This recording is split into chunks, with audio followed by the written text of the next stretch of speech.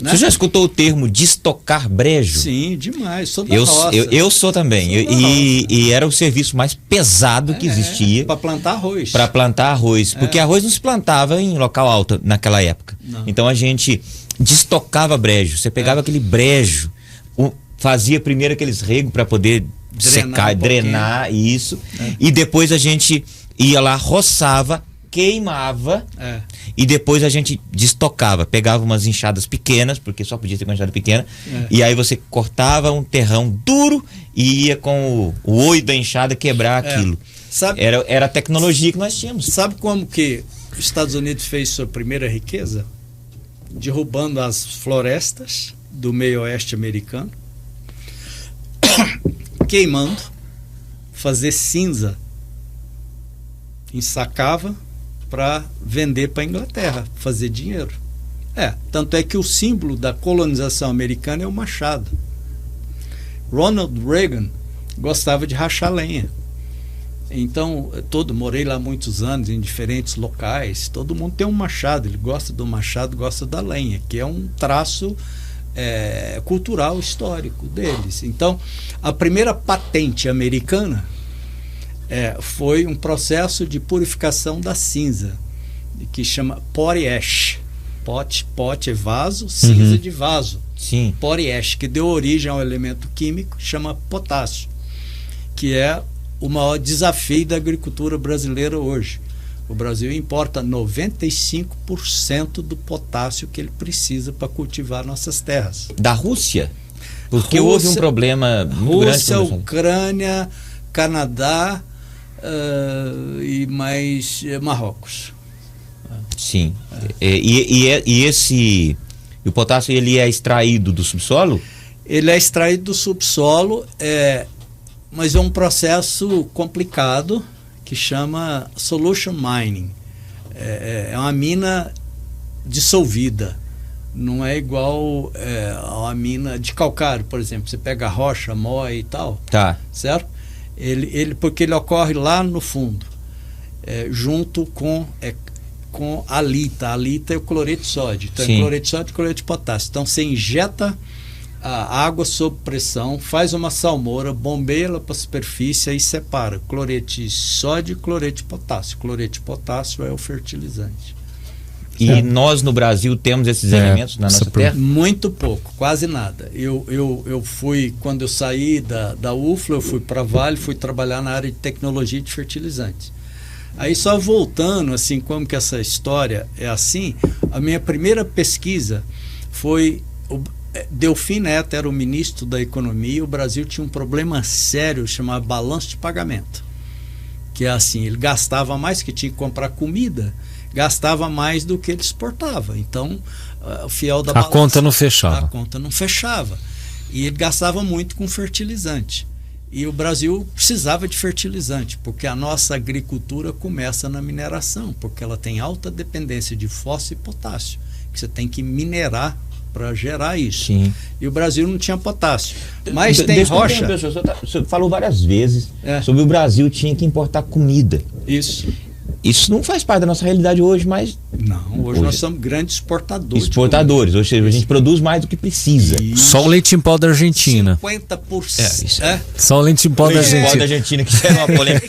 Mas é jogo diplomático. Em que ano? Foi só uma piada. É para poder salvar lá o companheiro. Não, é mais do que isso, né? Não. É porque a Argentina era o principal cliente da nossa linha manufaturada. Sim. E o que dá dinheiro, dá emprego e dá imposto é manufaturado. Então, geladeira, televisores e a linha branca que eles falam. Que nós não tínhamos. Não, que hoje a gente tinha e a Argentina era o nosso principal comprador. Então, tá. Nós tínhamos e eles não tinham. Eles não tinham. Aí nós comprávamos deles esses produtos. Um leitinho. Para vocês comprar nossas geladeiras. É que anda acontecendo hoje ainda, inclusive em Minas Gerais teve que tomar uma providência, porque, tipo assim, uma fazenda em Andrelândia, eu estou citando como exemplo, porque não tem nenhum em Andrelândia assim, comprando leite da Argentina, porque é mais barato do que comprar do produtor da região. Isso são questões políticas, econômicas, que não vem ao caso aqui no momento. Mas o que eu interrompi o senhor porque o senhor nos disse que o Brasil era dependente de comprar alimentos do exterior. E isso não por falta de terra, e sim por falta de tecnologia ou de políticas, não é? Tecnologia e capital. Tecnologia e capital. E capital. Então, o que viabilizou a conquista do Cerrado? O capital japonês. Capital japonês. Porque os japoneses enxergaram aquilo. Então, foram os japoneses que investiram. E o Brasil fez o plano, o projeto e tudo, mas ele não tinha o capital. Então, a JICA bancou esse projeto, financiou esse projeto. E hoje eles têm patente de... Não, isso é financiamento, não envolve esse tipo de transação. Ah, tá. Você tem acordos. Sim. E, na verdade, enxergando, falou, a gente vai precisar de soja, a gente vai precisar de comida e tal. Quem que pode fornecer para a gente? É o Brasil. Sim. Então, aquele projeto, isso continua hoje, a gente está revivendo isso hoje, em outras dimensões, entendeu? A gente estava falando de potássio, de fertilizante, sim, então sim. Minha primeira pesquisa foi aqueles maciços de Poços de Caldas, aquelas serras. Aquilo é uma rocha que tem um teor razoável de potássio. Então, o meu projeto da época era tentar usar isso como fertilizante. Potássio, isso na década de 70. 70, 72, 73, para fazer o quê? 50 anos. Para nos livrar de importação. Estudei para morrer aquilo, não consegui encontrar uma solução na época, né? Também a maneira de pensar e de abordar era diferente do que a gente tem hoje, e o próprio preço, porque o que faz as coisas acontecer é a viabilidade econômica. Não existe romantismo no mundo capitalista. É verdade. Certo? Então, dá para fazer isso, mas vai custar 100 bilhões de dólares. Não vai fazer, né? Não é viável. Eu tinha cloreto de potássio super barato no mundo e tal. Mas aí é uma história que tem a ver com a nossa conversa inicial, tentando encontrar uma solução para aquilo. Como eu posso fazer esse potássio dessa rocha ser absorvido ou utilizado pela planta? Certo? Como a planta faz um potássio do cloreto de potássio, que é um sal solúvel. E ali não é um sal solúvel, é uma estrutura cristalina. Né? Estudando isso, eu encontrei um artigo de uns pesquisadores italianos que sofreram com esse problema por conta das guerras. E você não consegue produzir, por exemplo, batata sem muito potássio, certo? Trigo sem muito potássio. Eles então encontraram que existiam fungos e bactérias que eram capazes de dissolver essa rocha. E eu gostei daquilo. Fiz um primeiro experimento e aquilo me fez tornar microbiologista do solo. Eu fui para os Estados Unidos e me especializei e trabalhei 40 anos como microbiologista do solo. Eu escrevi vários livros, tem patentes lá nos Estados Unidos. Mas só para ver que foi a sua pergunta, assim, você pensava em ser agrônomo? Não pensava em ser agrônomo, também não pensava em ser cientista. E a partir de hoje, abriu a minha cabeça no entendimento seguinte. Quando a gente fala em cientista, a pessoa sempre pensa num homem com um jaleco num laboratório, fazendo as misturas dos químicos, mas assim, um cientista da indústria farmacêutica, um cientista da biotecnologia. Mas nós estamos hoje diante de um cientista do agro, um cientista da agricultura, né? E como é extremamente importante, é muito mais do que um engenheiro agrônomo, é muito mais profundo. Falando em cientista, eu até quero lembrar, né, a Ângela, secretária de Andrelândia, da prefeitura. Ela tem um irmão que é cientista da Fiocruz. E nós temos que dar um jeito de arrastar ele aqui também para poder participar. Bem lembrado dessa questão. Então, e aí, que fim deu este projeto das rochas de Poços de Caldas? Então, eu virei microbiologista do solo, mas nunca esqueci dela. Na verdade, eu testei fungos, testei depois um outro mecanismo que eu me tornei especialista e referência no mundo nesse tema, que é uma simbiose entre fungos do solo e raízes, que chama micorriza. Micorriza. Não é mico dando risada, não. Certo?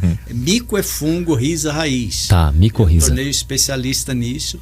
Eu fundei isso no Brasil. O Brasil hoje é referência para o mundo nessa temática. Chama fungos micorriza. Então, são os fungos que eu devia ter trazido o meu livro, a capa de um livro, é a simbiose que permitiu com que as plantas saíssem lá do fundo do oceano. As plantas surgiram no fundo do oceano e colonizasse o ambiente terrestre. Elas não tinham capacidade de absorção. Então elas associaram a fungos que têm hifas, filamentos e tal, que vai buscar o nutriente para elas. Então isso surgiu há 450 milhões de anos atrás. E eu dediquei a minha vida de cientista estudando isso.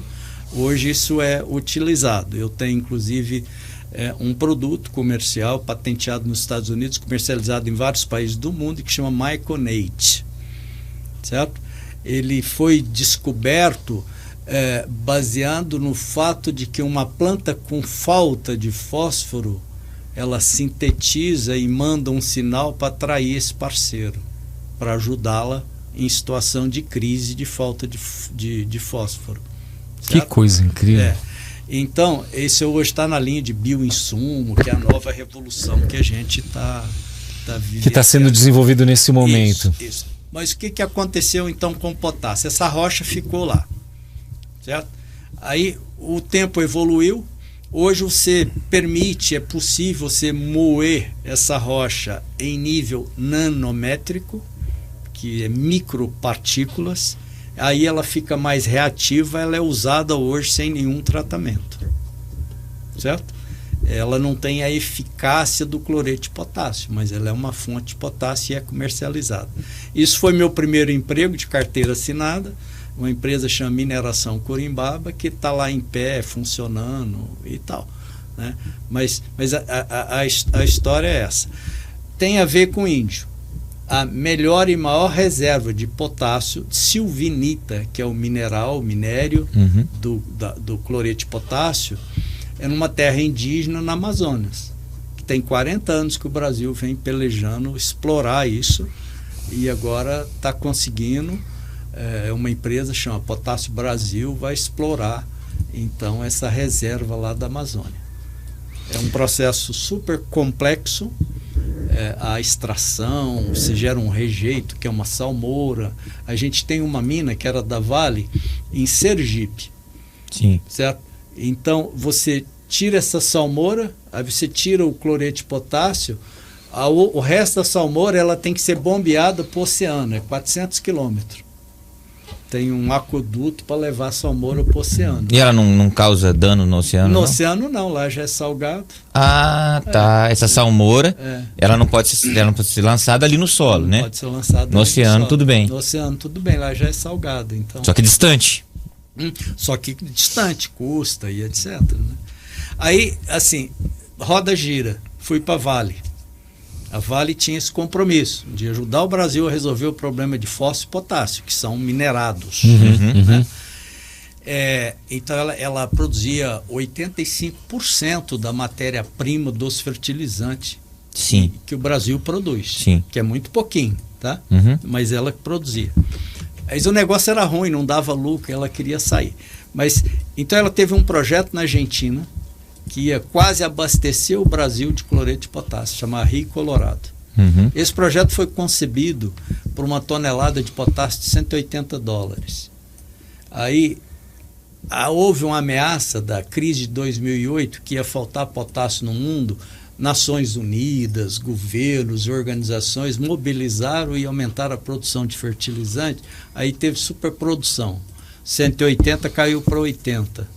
Inviabilizou o projeto. Os acionistas da empresa falaram, não vamos tocar isso, vai quebrar a empresa. Era um projeto de 8 bilhões de dólares. Era mina, ferrovia e uma hidrelétrica. Lá no interior da Argentina, chamada Rio Colorado. Ainda teve problemas políticos na Argentina, a Vale acabou abandonando esse projeto. Sim. Foi muito ruim para o Brasil. Sim. A tonelada que era 800 com a guerra da Ucrânia chegou a R$3.000. Certo?